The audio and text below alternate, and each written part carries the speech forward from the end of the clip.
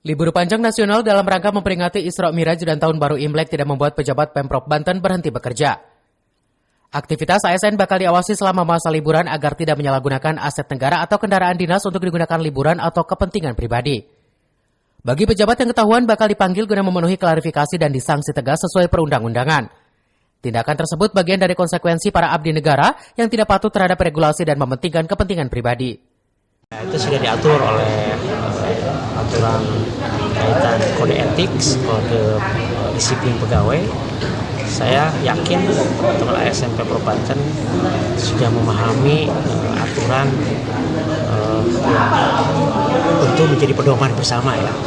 Bagaimana berperilaku, bagaimana beretika di ruang publik, karena bagaimanapun aparatur harus menjadi garda terdepan memberikan keteladanan.